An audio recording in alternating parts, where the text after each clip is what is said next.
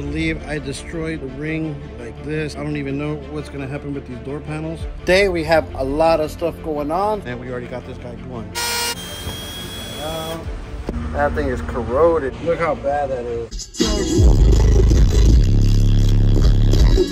Why waste any time talking, man? Let's get straight to the grind. As you know, man, we have this door panel build that we have going on. We got held back a little bit waiting on rings, and we got held back because we had a hurricane coming. The hurricane's gone and we got the rings, so now it's time to get back to work on these guys. Another task that we actually have to get done in today's video is I need to go ahead and hook up my Big 3 once again. For some reason, whenever I really try to go full tilt jamming when I'm riding in the truck, my bass clips out and shuts off. That's happened to me before, and the situation was, if you guys know, man, we have a whole, man, let me open up the bag. Let me show you. If this is your first time tuning into a video, man, this is my Silverado. We have a crazy stunt wall going on in the back, and behind those speakers is a 4th order bandpass box, but along the side right here, I have batteries, fuses, and all that stuff right there. Like, this is the blow through right there. You see it? That's where the bass comes out on. A while ago, I had went to a show and my bass and a lot of other stuff were not working. So what ended up being the issue was that my fuse holder that's in the back close to the bandpass box from the vibration of the bass, it pretty much loosened up the terminal where the fuses get tightened up at. So I feel that I actually need to dig my hand inside there and make sure that fuse is 100%. But in order to do that, I need to take that speaker out because literally the fuse holder is right there. And in there, I can stick my hand and, you know, feel around to see if it's loose. And if it's loose, we need to go ahead and tighten it up because I want my truck banging. So we got a lot of stuff to do, man. Sit back, relax, enjoy, man. Hit the like already on this video. If you guys can go back to the previous video, check that video out as well too. And let's get to the grind now.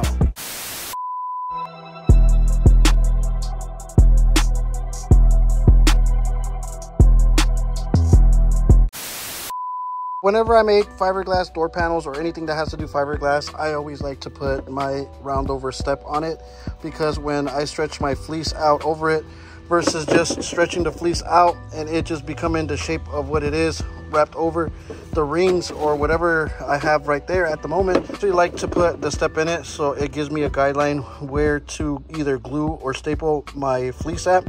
So when I stretch it, it gives it a nice round over, versus if I do it on this guy and just round it over with none of the step on it, it's just going to be flat. And I feel if I'm going to go the extra mile and fiberglass the door panels, it needs to have a little bit more curvature and a little bit more of a wavy, you know, round effect. And if I were to go ahead and just build these door panels with the way that they are right now, I am not going to get that effect that I'm looking for. We need to go ahead and make sure that we get this step in these rings today. But the only problem is, look how much of a gap we have to play with right there putting our step, and look at how much gap we actually have to work to put our step here. If we were to go ahead and use this regular round over bit to give us our step, which this actually does give us, this ring right here would actually look like this guy right here. Look at it. It looked like a dog chewed it. The only way that we can actually somewhat remotely get the lip that we're actually looking for, I found this box right here that has some of my router bits in it. Then I found this small round over bit right here that I have, but it's actually missing the bearing from it. So what I'm actually going to do is I'm going to actually take the bearing off of this guy right here. That's a smaller flush bit, and I'm going to put it in here, and then we're going to test out the router doing the round over bit on an extra ring that I got. Now off camera, I went ahead and did a few testing with the regular size router bit to see if it would do it, but obviously you can see right here it was a complete fail, and never again. Look at it. It just chewed it up like crazy.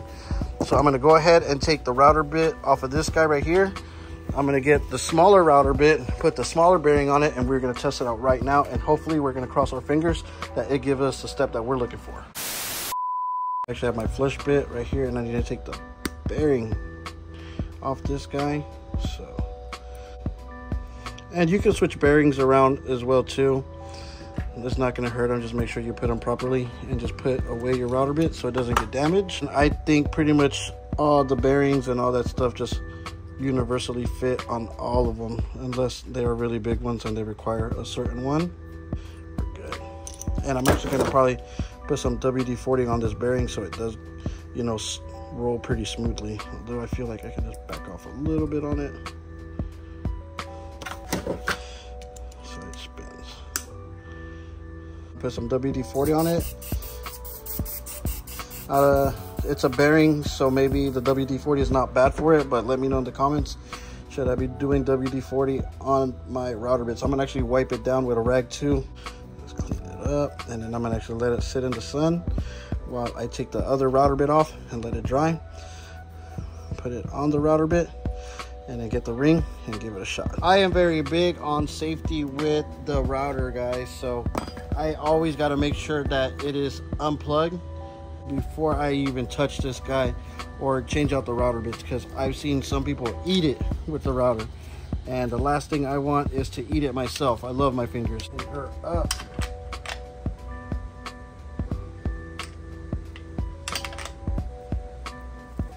Hopefully this works, man. I'll be so happy if it does. So going from that small router, from this bigger router, I think we're actually going to get somewhere positive with this whole step on the ring situation. I mean, you see it right here, guys. It just looks like a dinosaur got a hold of it. But let's go ahead and test this guy out real quick and see what it does.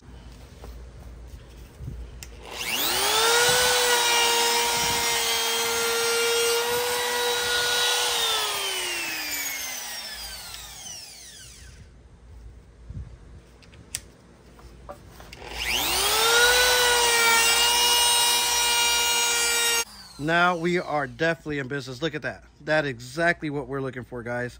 We need to go ahead and be able to put our fleece right here and stretch it over. I'm not really much worried about this flatter part right here, but that's what we needed, man. We want something to work from with our lip. And look, we still have a little bit of lip there, but I'm going to go ahead and try to just bring it up a tad bit more, because you see it gives us another little step. And you see on that one, we actually went really deep with it, but we're actually going to go ahead and just put it half what that is, just so it'll just pass through and see what it does. Right here, it's definitely giving us the lip that we're looking for, like right there. So we could probably just create the lip and then just sand it down nice and smooth. And I think we should. When they say there's a tool for every job, man, they really do mean it. I do like this step right here. That is exactly what we've been looking for all along. And like I said, we still have plenty of play right there too. And when we go ahead and fleece these door panels in the future videos, you'll see exactly what I'm talking about. And we can actually just come through with the DA and just sand that out right there with a nice 36 grit, and you know, there's no problem. So now that we got that set, man, let's router all these rings out, guys.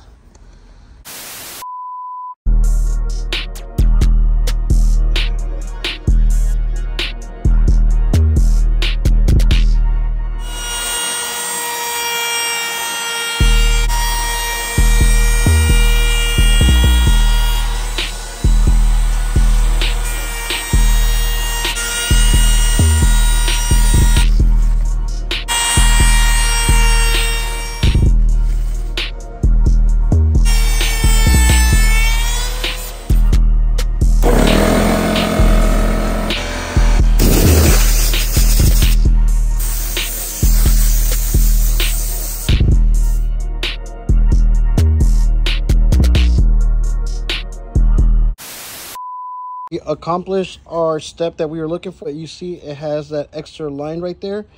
So I actually got my DA right here with 36 grit on it, and we're just gonna lightly sand that line away so it just stays like pretty much of a rounded contour right now, man. And let's go ahead and sand these guys out so we can see what's going on with my baby, the Silverado.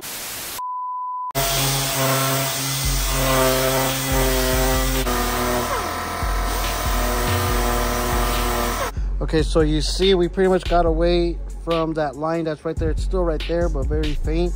Same thing, all we need is just that lip, which, man, I can't believe we accomplished it. Just whenever we go ahead and resin it, we're just gonna dump some resin and make sure that these are still pretty strong, because the last thing we want, looking through our vinyl, it's a chip.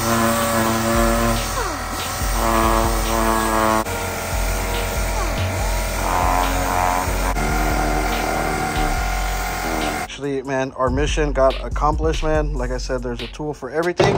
We just had the tool, we had to look for it, and now the rings are exactly how I want them, guys. Everything is cleaned up back here, guys. Now let's get to the front because I want to jam, man. I'm tired of this base cutting out, man. We're gonna go ahead and get to the bottom of the problem right now, man. Few moments later. So when I built my Silverado stunt wall panels in the back, I built stuff and put them in certain locations, so when, you know, stuff that's going on today, it's easy to do maintenance on it. Luckily, all my batteries and all my fuse holders are under here, and I think I could actually take that front speaker out, this speaker out, and then this whole piece can actually come up, and then we can actually service the batteries and the fuse holders like we are going to be doing today. So let me go ahead and take these out. Oh, hot outside, so your boy did not want to be out there in the hot sun, so we moved the truck inside the garage. Take this guy out.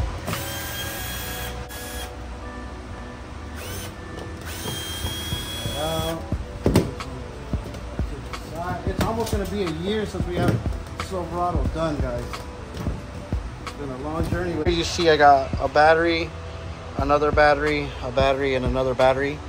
And now with me, like, there's a fuse holder there, a fuse holder there, fuse holder right there, and there's way more fuse holders over there. Everything is fused. Everything is pretty much good. But can you guys spot the problem? Look.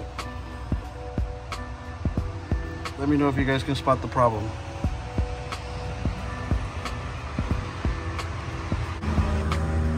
That thing is corroded, guys. Look at that thing. That thing is crazy. As far as I can see, that right there has some mean corrosion going on. And I actually just stuck my phone so I can see the further end terminal. And look, that one looks pretty good. Now the far end ground, I mean, it looks like it's bare metal still. And from me looking at everything else and moving some stuff around, you know, this is like the main fuse holder that's coming from the front. It feels nice and tight. This fuse holder seems good. This fuse seems like it's pretty good. All the fuses up here, they seem pretty good. So the only thing that I could say that's a pretty problem is that guy right there. So we're gonna go ahead and take that ground off, and it's a strong possibility that that battery is probably going bad. That's why that happened. So we're just gonna go ahead and clean it off, and I pretty much just have to find my way out there to Tampa to go to the place and just buy a new battery. These are ER power cells. They're like 12, 13 volt batteries, and they actually do the trick, guys. Listen, this is what I've been running my truck out on, and that thing bangs. That's why I feel like these batteries right here, for the price, they're like $100 a piece. And they bang. I mean, the truck bangs, you know, I'm not gonna lie. Put something between those terminals so they don't touch whenever I'm taking them out. I'm gonna pull those terminals out and see how bad they are. I'm gonna take the tape or the, man, I forgot, the heat shrinks off of them and see what they're actually looking like. And then I'm gonna wire brush them, and then WD-40 them, and then clean the terminal as well too. And then I think I have an extra bolt, or I can just clean the bolt, wire brush it, and then so it makes a good solid, you know, metal contact, because obviously it's definitely drawing some current, or it's not even passing current through. That's what's causing it not to beat like it's supposed to. It still jams, but it cuts off, and that's definitely a problem right there. Look how bad that is. You see what I'm saying? That thing is crusty musty, man. And like I said, I keep it 1000 with you guys, man, because if I'm having these problems, there's probably gonna be one of you guys that has a sound system and it's gonna be cutting out, and you guys are gonna run into a problem like this. And it's better that I show you what's going on here and what I'm gonna attempt to do to fix it, so it gives you guys a little bit of answers, and then just give you something to think about. You know, an option what could be if your sound system is ever just cutting out on you and you have extra batteries. But look at the bolt right here too. You see it? Definitely not good. So we're gonna go ahead and wire brush all that, wire brush all the terminals. I am gonna get a new washer because I have one, and then we're gonna clean this bolt up. Maybe if I have a new bolt, I'm gonna go ahead and throw a new bolt and get that bolted back down. And I think pretty much all the other terminals are pretty good, but I'm just gonna go ahead and tighten all of them. Maybe one of them's loose, I don't know, but we're just going to go ahead and make sure that everything's nice and tight, so at least we can exclude this from it being a factor why it's not working. Zip tied both of these wires together so I know I don't lose them, and I'm just going to tuck them right here, And then I have my wire brush. And then let's go ahead and clean some of this stuff off, guys. That is definitely not it. So your boy pretty much got everything buckled up back here. Man, I had to use these brushes so I can get inside the terminal. I used some sandpaper to go and clean off the ring terminals as well too. And I pretty much stuck my hand all the way deep inside there and all the way over here, tighten every single battery up. So hopefully that fixes the issue with it. I almost guaranteed that was an issue. We're gonna see how voltage holds up. My lights were dimming more than usual when I finally decided to be like, man, there's something wrong with it. Obviously there was something wrong with it. It wasn't making full contact, but I think pretty much all the other batteries are good. Only this guy right here had that corrosion building up. So more than likely we'll just swap this battery out because it's just $100. It's still a lot of money, but you know, it's better than a $300 battery or something like that. So I just went ahead and just replaced the washer. This guy was pretty much done for. So I'm gonna go ahead and put all this back, and then I'm gonna connect the Big 3 up, and then we're gonna see what this guy does, man. Hopefully this base is booming and doesn't cut off. Big 3 is finally back connected, guys. It actually feels good, fixing a lot of little small problems that's going on. Pretty much everything is back in there, man. Let's replay this song real quick, and let's hear this bass real quick, man.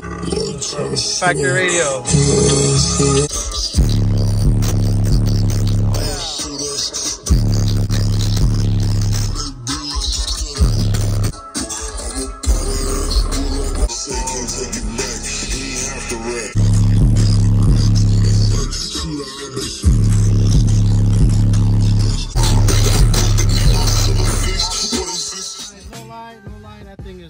Loud, and I don't even got that thing even turned up one bit whatsoever, guys. Like, and it's already passed the test. Right now it already would have been done cut off, so that could have been some issues, man. And cleaning off all those terminals, man, definitely made a more solid connection. But some of you guys probably already knew that, but I had that problem going on and I just barely got to it, and oh my god, like beaten. That's gonna be for today's video, guys, man. We're gonna end the video jamming. I'll go ahead and test out the sound system real quick to see how it sounds, man. I'm very excited.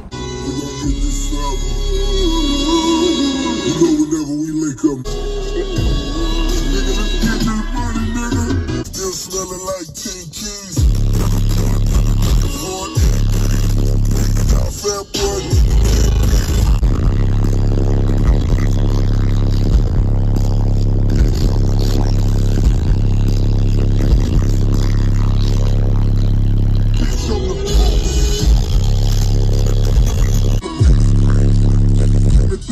Says 16 for the 16. I can stick dirty with it. One on the deep. They have a million for the big. For the cars.